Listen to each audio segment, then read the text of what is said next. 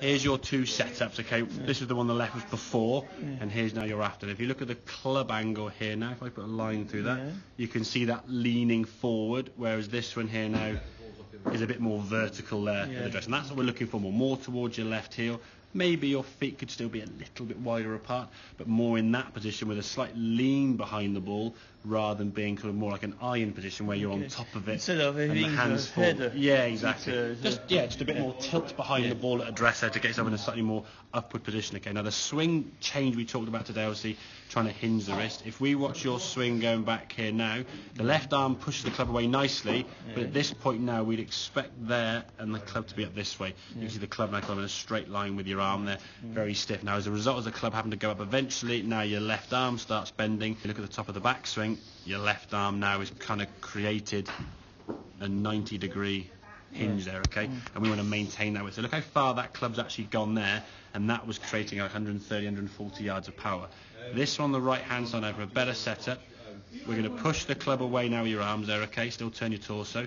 But look at the hinge of the wrist here now, okay? Now so I hinge your wrist. have the angle. You got a nice hinge, you got a nice angle there with the club.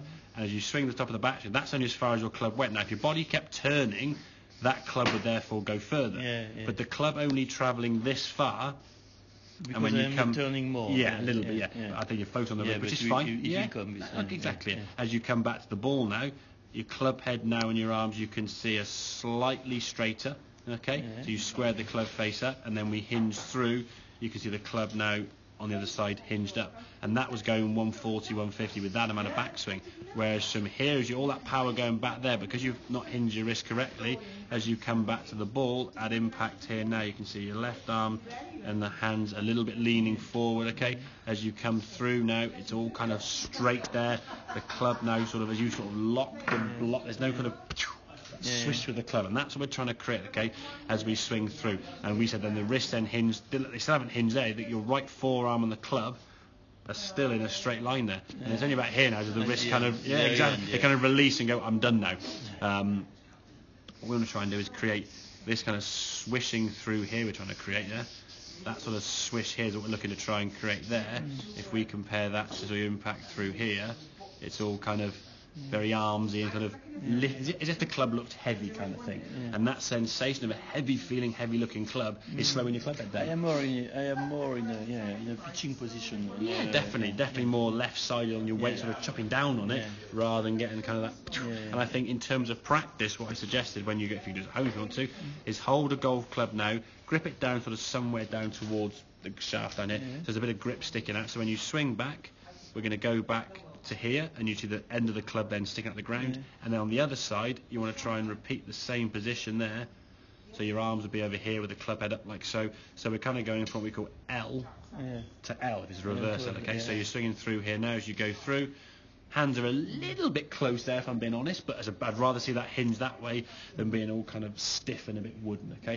And that's going to create the club head speed you want. Then in time, once you get used to that move, we can then build up the swing length and the speed, and you've been able to 200 yards easy. It's a discovery, but I never thought that it was symmetrical.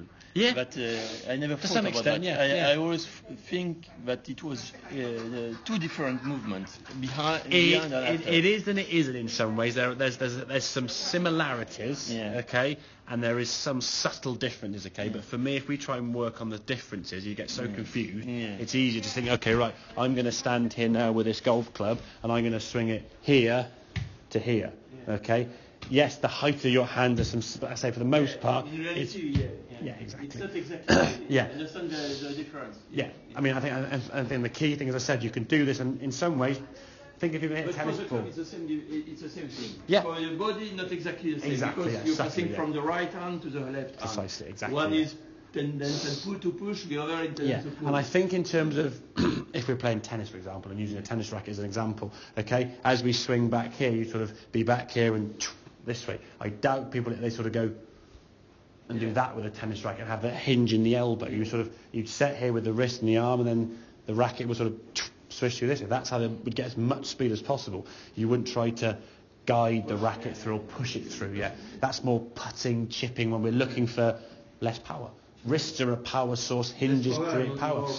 More control. Exactly. Yeah. So and that's why your driver then is limiting by how far it goes, because you are kind of more pushy, guidey with it, rather as opposed to that, in some ways, stable instability. Out of control it feels to you, but the body's still working well. Okay, so just work on that kind of pushing the arms away and getting that L position on the way back. Like I say, you can go in front of a mirror, use a club gripping down so you can see the butt end of the golf club there and swing through. By all means, feel free to send any pictures or videos through of your swinging practice. If I'm up and down here during the time when you're up it, I'll kind of have a look and we'll see how you get on from there. Okay, does that make sense? Yeah.